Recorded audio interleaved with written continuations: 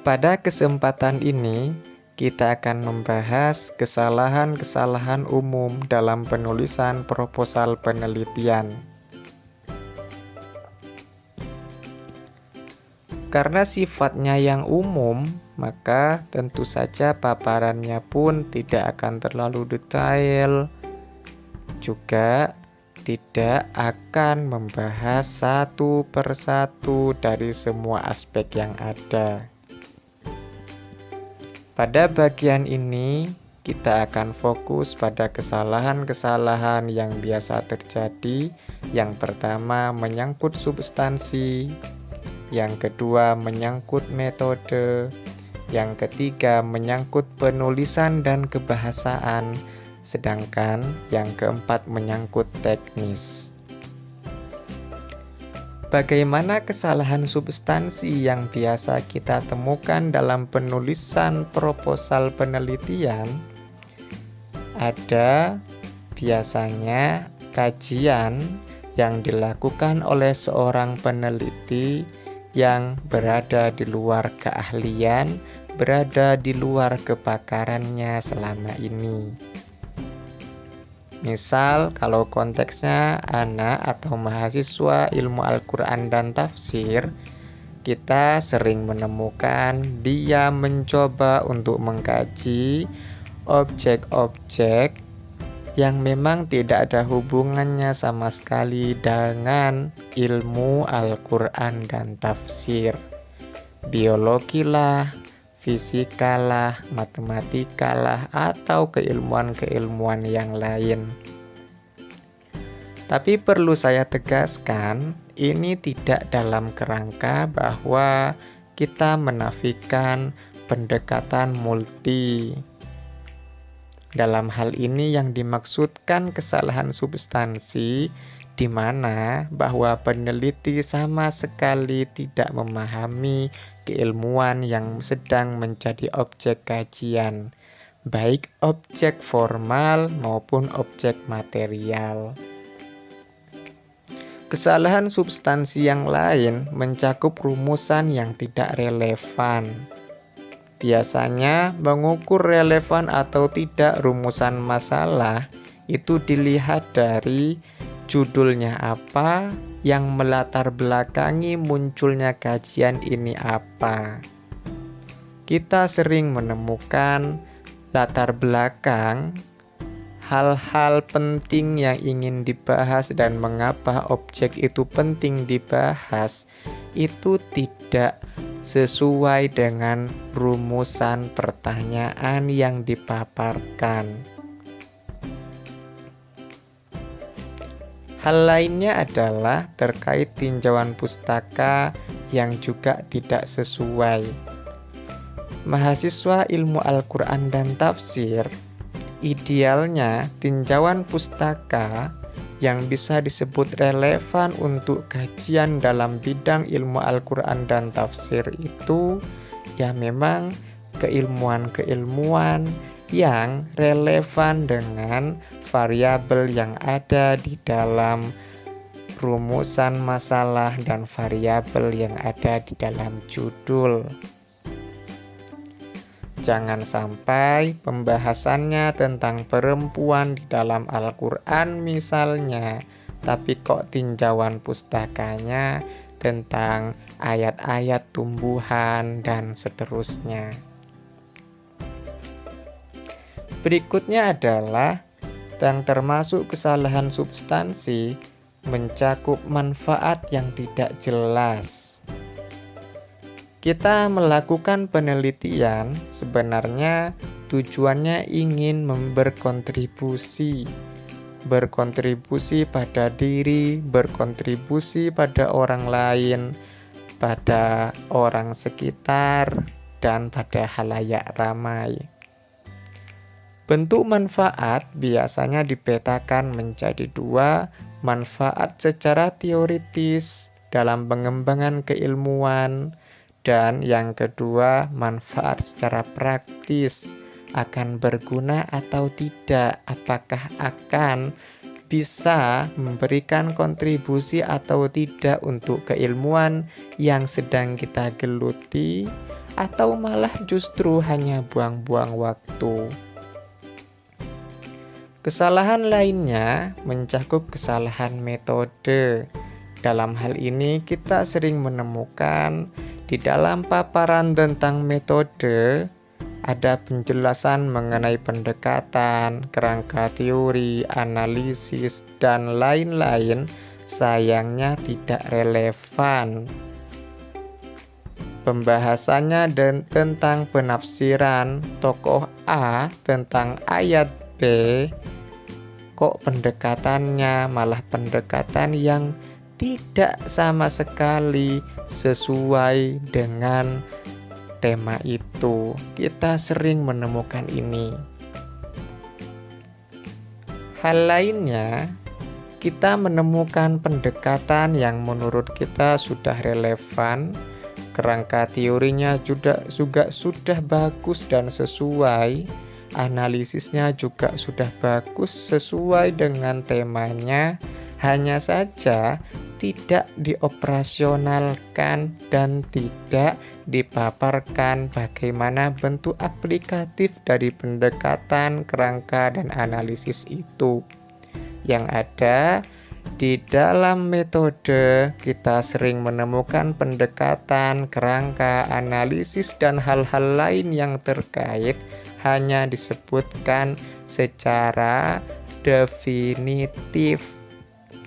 Misalnya, kajian ini menggunakan pendekatan hermeneutika. Hermeneutika adalah bla bla bla bla bla bla sampai titik, dan yang dipaparkan hanya berbentuk teori atau sekedar definisi. Kita sebagai pembaca tidak bisa menemukan sebenarnya penulis atau peneliti maunya apa dengan pendekatan itu, operasionalnya bagaimana, aplikatifnya bagaimana. Sebenarnya itu yang paling penting. Berikutnya terkait sistematika yang tidak runtut dan tidak logis. Ini juga sering kita temukan. Padahal ketika berbicara metodologi, sebenarnya kita sedang mencoba untuk melogiskan segala sesuatunya.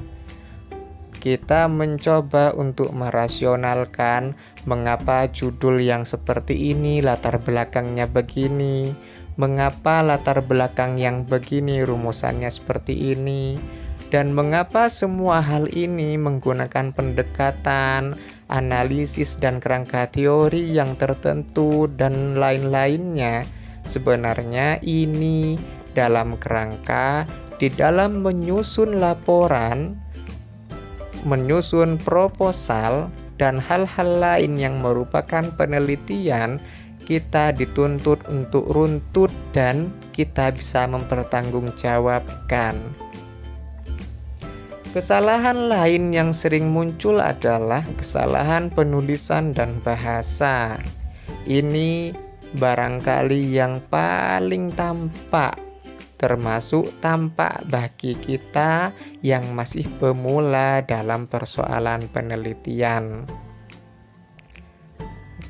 Kita sering menemukan sebenarnya secara substansi sebuah proposal penelitian sudah bagus. Hal-hal apapun yang ada di dalamnya juga sudah kita anggap baik. Hanya saja sering kita temukan kesalahan penulisan. Kesalahan itu misalnya tidak sesuai dengan EBI, ejaan bahasa Indonesia. Entah terkait imbuhan yang tidak tepat, kata akhiran, tanda baca, dan seterusnya. Kita juga sering bertemu dengan kalimat-kalimat dalam satu paragraf, dua paragraf, dan bahkan banyak paragraf yang dipaparkan secara berbelit-belit, tidak langsung ke inti. Mungkin dalam hal ini karena memang tradisi kita cenderung dalam keseharian kita cari masalah, alasan yang kemudian kita simpulkan. Meskipun seringkali terkesan dipaksakan. Misal, tiba-tiba ada mahasiswa yang telat masuk kelas. Saat ditanya, "Kenapa kamu telat?" "Saya sudah pasang alarm, Pak. Tapi ternyata kok alarm saya itu bukan jam 7, tapi jam 10.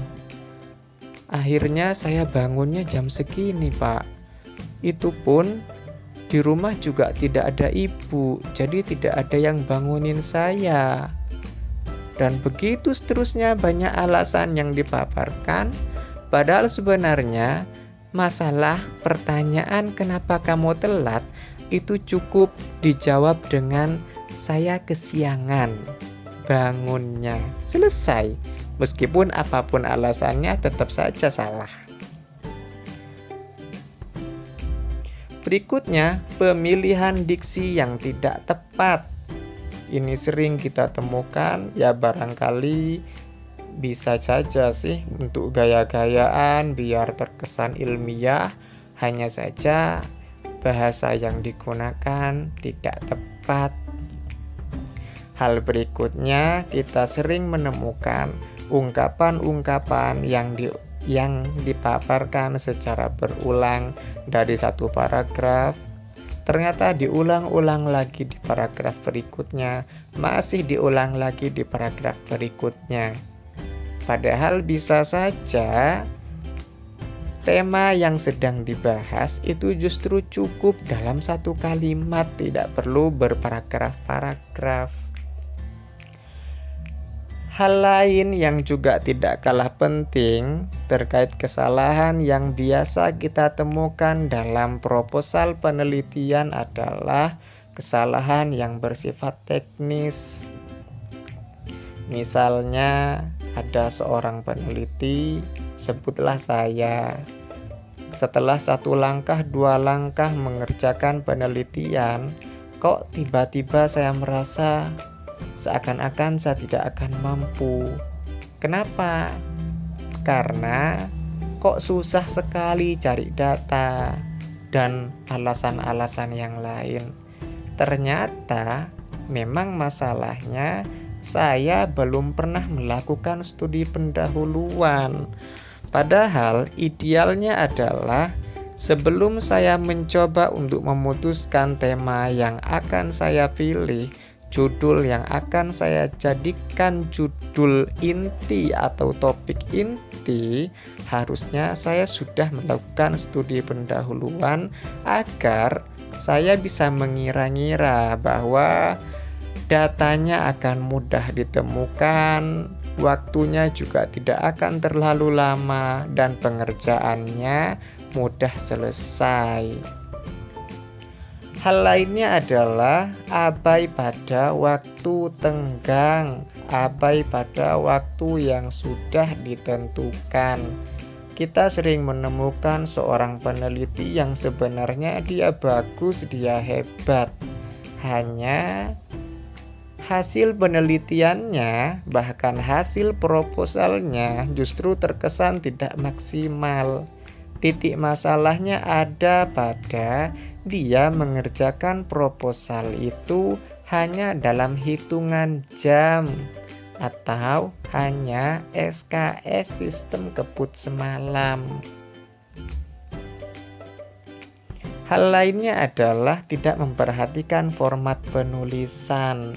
Ini barangkali hal yang terakhir ini sering diabaikan, padahal pembaca, penilai itu juga perlu dibantu agar tidak terlalu kerepotan dengan kita yang meneliti, kita yang sedang menulis penelitian atau proposal penelitian harus benar-benar memperhatikan format penulisan yang memang sudah disepakati dan sudah ditentukan.